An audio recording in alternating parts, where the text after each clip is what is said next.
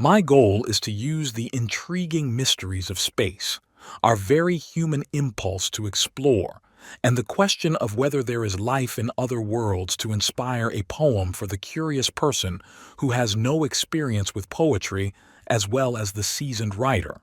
Over a series of 3 videos, this tutorial will explore a recent poem by the U.S. Poet Laureate for writing ideas, teach background and literary history to enrich your writing, give tools on poetic form to allow you to shape your poem, inspire you with music and visuals.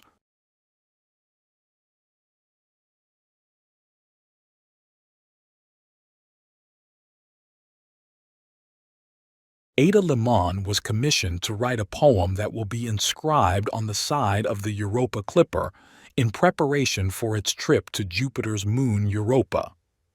NASA will launch the spacecraft in October of 2024, and it will spend several years exploring this moon.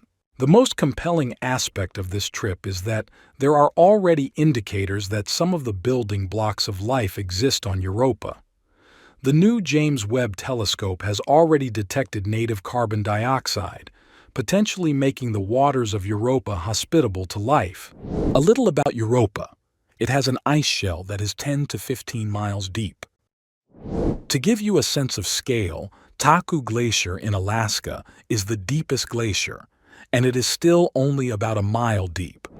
The average depth of our oceans here on Earth is just 2.3 miles, while Europa's are 40 to 100 miles deep. In other words, the oceans the Europa Clipper will be studying are 17 to 43 times deeper than ours. When Ada Limón was invited by NASA to write a poem, she felt daunted by the task. Envisioning what she might write about, she was struck first by how far Jupiter was from Earth. 1.8 billion miles or 6 years of traveling through space.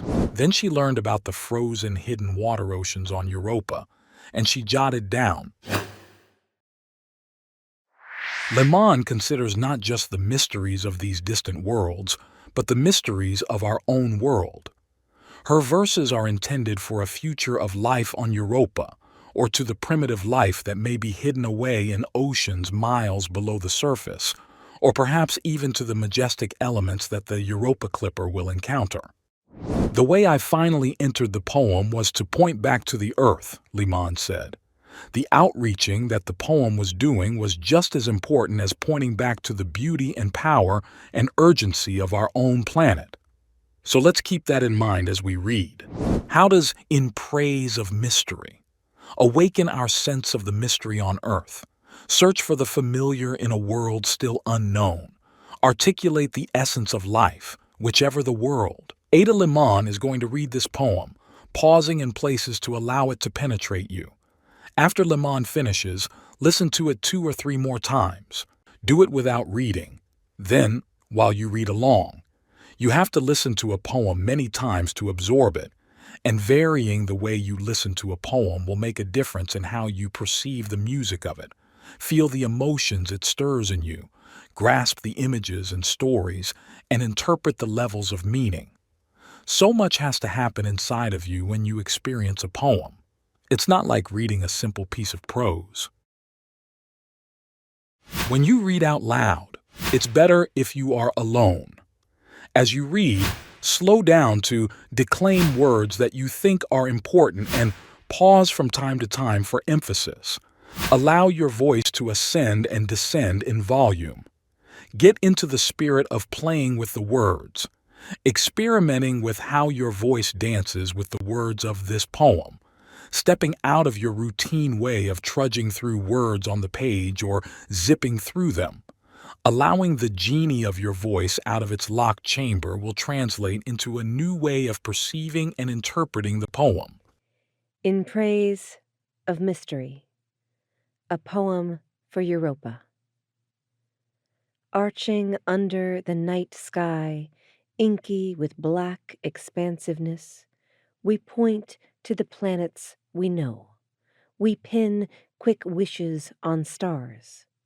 From Earth we read the sky as if it is an unerring book of the universe, expert and evident.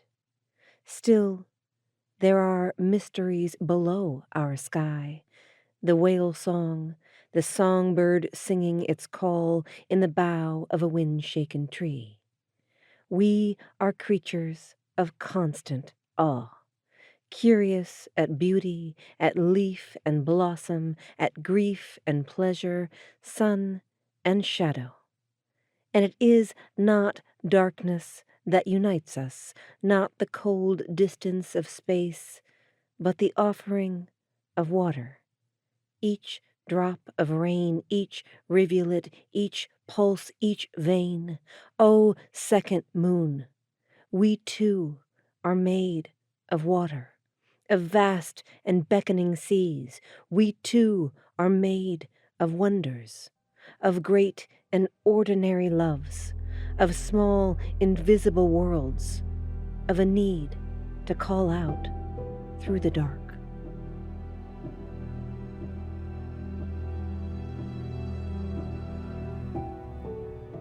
I'm going to focus on just a few aspects of form that shape the poem. First of all, notice that this is written in tercets, stanzas composed of 3 verses.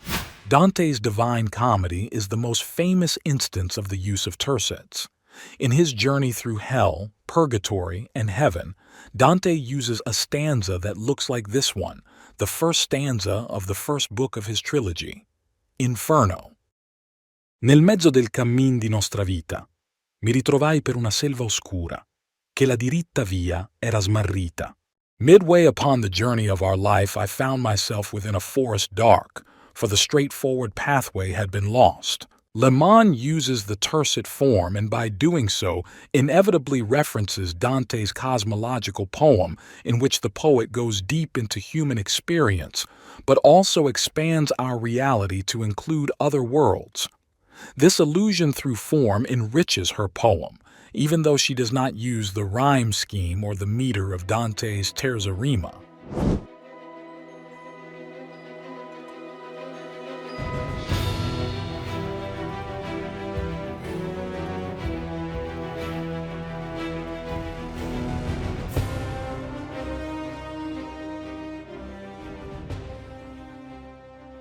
Limon also makes noticeable use of enjambment, which you can think of as completing an idea in the next verse instead of stopping at the end of the verse. Look at this example from In Praise of Mystery, which includes the first stanza and the first verse of the second stanza. Arching under the night sky, inky with black expansiveness, we point to the planets we know. We pin quick wishes on stars. Had the first verse read like this, it would have been what is called end stopped. The speaker would have created an entire image that is completed in one verse. Instead, it all trickles down to the next verse where the speaker introduces the subject that is arching its back, we. The second verse concludes with a new image. Here, the speaker invites us into the collective we pointing. Pointing to what? The third verse completes the image. We point at planets. The most striking use of enjambment, however, occurs at the end of the third verse, with another collective, we, this time just left hanging there with no verb yet to tell us what the pronoun we is doing. It's not until the beginning of the next tercet that we find the verb pin at the beginning of the next stanza. The final thing I want to point out in the first stanza is that Limon leaves out the comma after sky. Given that she uses punctuation frequently and emphatically in much of this poem to divide things up, this verse stands out. Night sky inky is like the vast, uninterrupted blackness that has the potential to swallow the light into its darkness and its life into dead matter.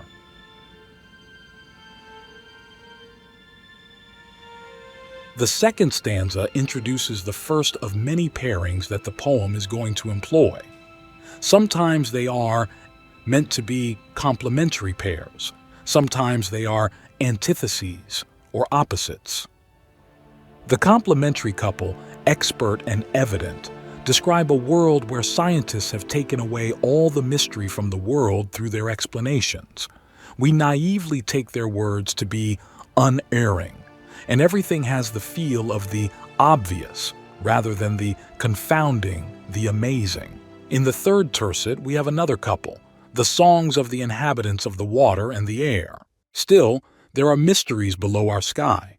The whale song, the songbird singing its call in the bough of a wind-shaken tree. That second verse separates the couple of songs with a comma. On the one side, the song of a massive animal that lives in the sea. On the other, the song of a delicate creature that soars through the air. We could add a third, that of the wind shaking the branch. We also hear the wind through the alliterative S in the second verse, even before the speaker mentions it. Listen, the whale song, the songbird singing. The fourth verse gets us deep into the couples and antitheses.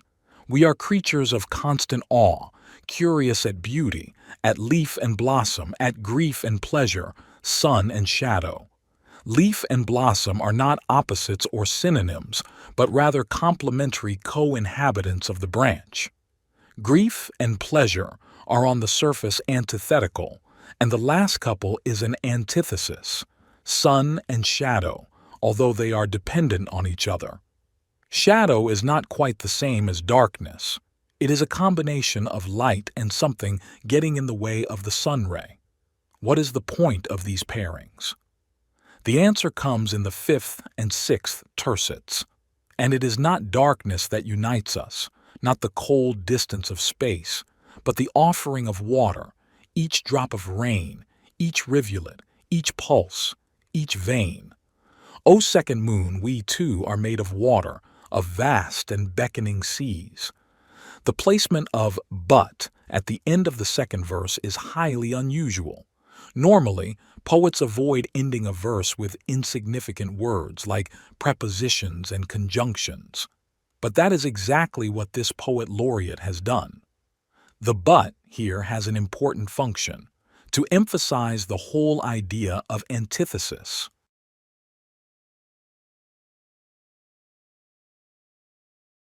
The water itself is brought to us in its many forms, a drop of rain, a rivulet, liquid pulsing through the veins of plants and animals, through large bodies of water.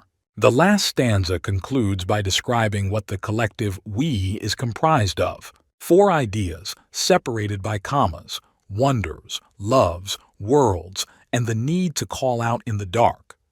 We have a powerful synthesis that would be very easy to miss.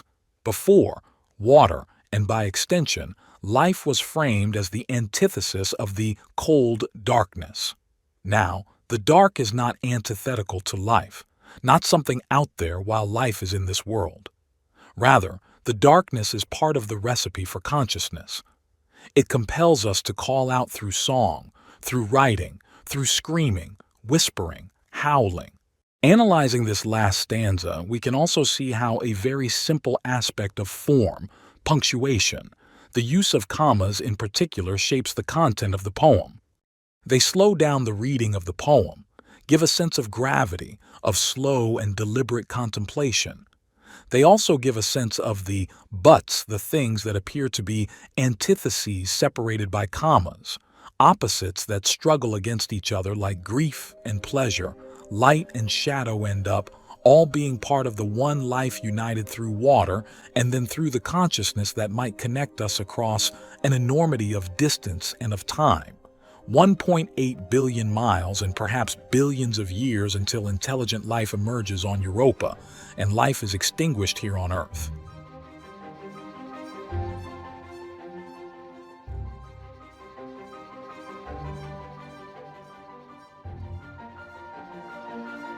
You learned some foundational ideas in poetics in Part 1.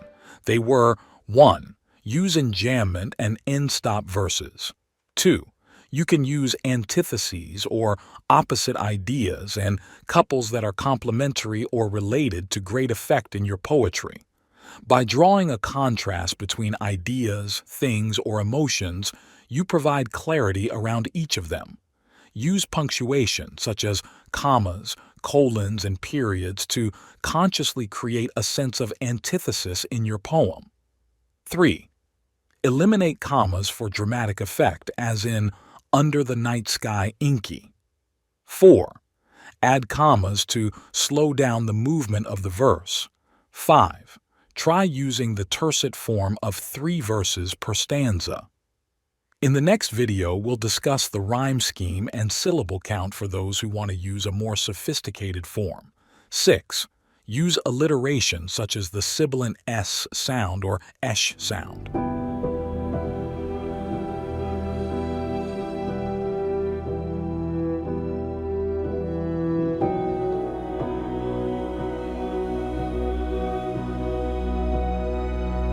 The most important aspects of the content of In Praise of Mystery in Part 1.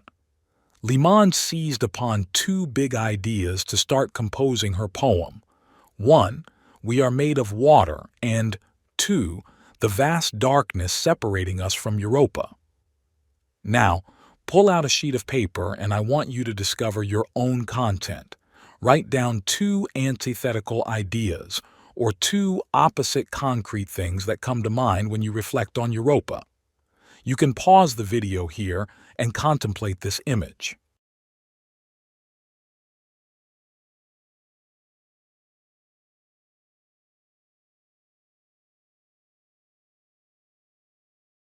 Next, contemplate the idea of frozen water and freezing cold. What is frozen inside of you? What memories feel locked in ice?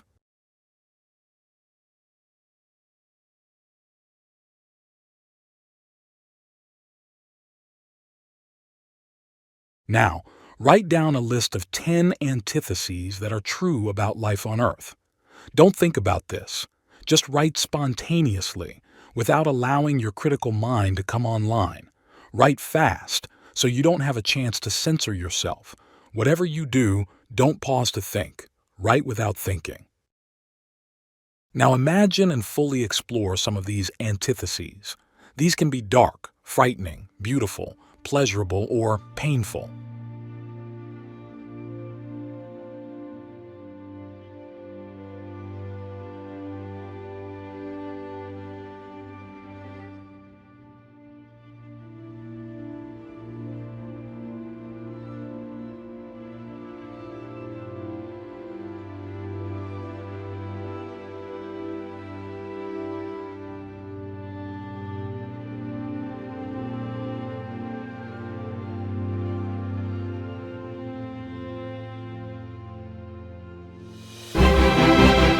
I'm Dr. Jeffrey Neal, and in the past 2 years I coached 3 of the New York Times Summer Reading Contest winners out of 20,000 submissions. 21 of my workshop scholars were runners-up for first prize or were awarded honorable mentions. My seminars are fun and inspirational, and here you can get some of the strategies for free that my award-winning students use.